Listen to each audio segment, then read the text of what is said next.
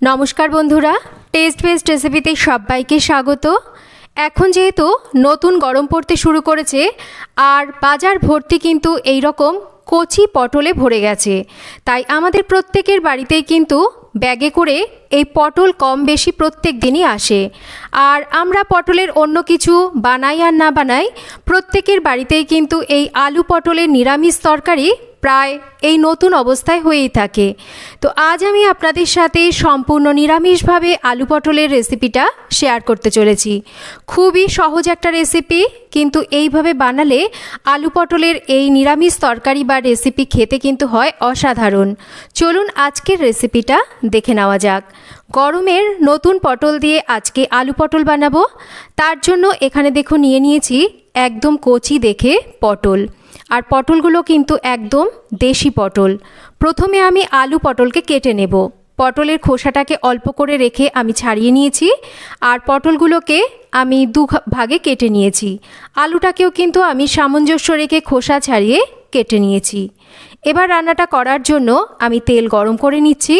তেল গরম হলে তেলের মধ্যে সামান্য লবণ দিয়ে ভালো করে তেলটাকে আমরা কড়াইয়ের চারিদিকে মাখিয়ে নেব।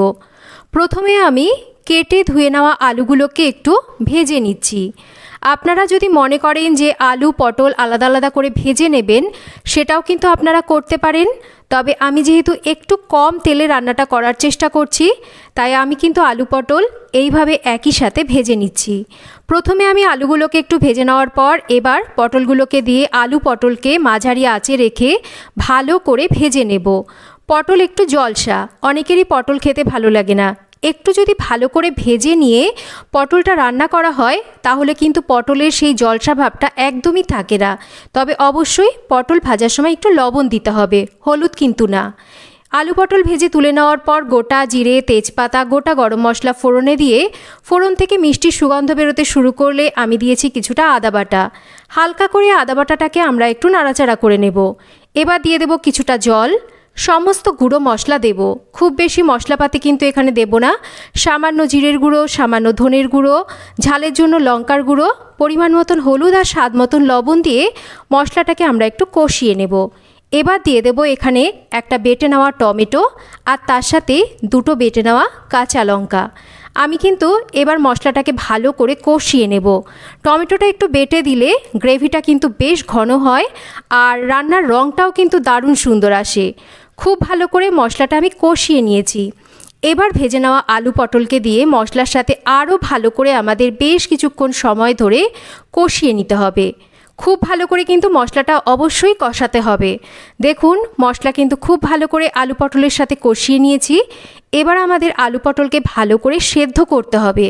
তার জন্য এখানে দিয়ে দেব পরিমাণ মতন জল। তো আমি কিন্তু খুব বেশি জল দিচ্ছি না, যেহেতু আমি গ্রেভিটা একটু গায়ে গায়ে রাখবো। এবার ঝোলটা ফুটতে শুরু করলে ঢাকা দিয়ে রান্না করব আলু পটল পুরোপুরি সেদ্ধ হয়ে আসা অবধি।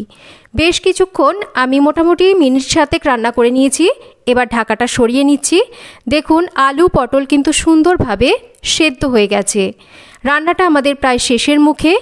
এবার আমরা এর মধ্যে দিয়ে দেব স্বাদ মতন একটু মিষ্টি। আমি কিন্তু এখানে একটু মিষ্টি অবশ্যই দিয়েছিলাম, কিন্তু কোনো কারণবশত ক্যামেরায় সেটা ধরা পড়েনি। একটু গরম মশলা আর ঘি দিয়ে আমরা রান্নাটাকে আরও মিনিট 2 রান্না করব। খুব বেশিক্ষণ কিন্তু রান্না করার দরকার নেই। একটু ঘি গরম মশলা দিয়ে রান্না করলেই কিন্তু রান্নাটা আমাদের প্রায় হয়েই যাবে। দেখুন আমি মিনিট 2 ঘি গরম মশলা দিয়ে আলু পটলকে রান্না করে নিয়েছি। আলু পটলের রেসিপি কিন্তু আমাদের একদম রেডি। একটু এরকম অবস্থায় নামাবো। এটা ঠান্ডা হয়ে গেলে যেহেতু এর মধ্যে আলু রয়েছে, এটা কিন্তু আর একটু গামাখো হয়ে যাবে। সম্পূর্ণ নিরামিষ আলু পটলের এই তরকারি গরম ভাত বলুন বা রুটি বলুন বা পরোটা বা লুচি, সব কিছুর সাথেই খেতে কিন্তু অসাধারণ লাগে। খুবই সাধারণ ঘরোয়া মশলায় তৈরি এই রেসিপিটা আপনারা একবার এইভাবে বাড়িতে নতুন পটল দিয়ে তৈরি করে দেখতে পারেন। আশা করছি আপনাদের সবার রেসিপিটা খুব ভালো লাগবে। তো কেমন লাগলো আজকের এই নিরামিষ আলু পটলের রেসিপি একটা কমেন্ট করে জানাবেন। রেসিপি ভালো লাগলে লাইক করবেন, শেয়ার করবেন, চ্যানেল সাবস্ক্রাইব করবেন।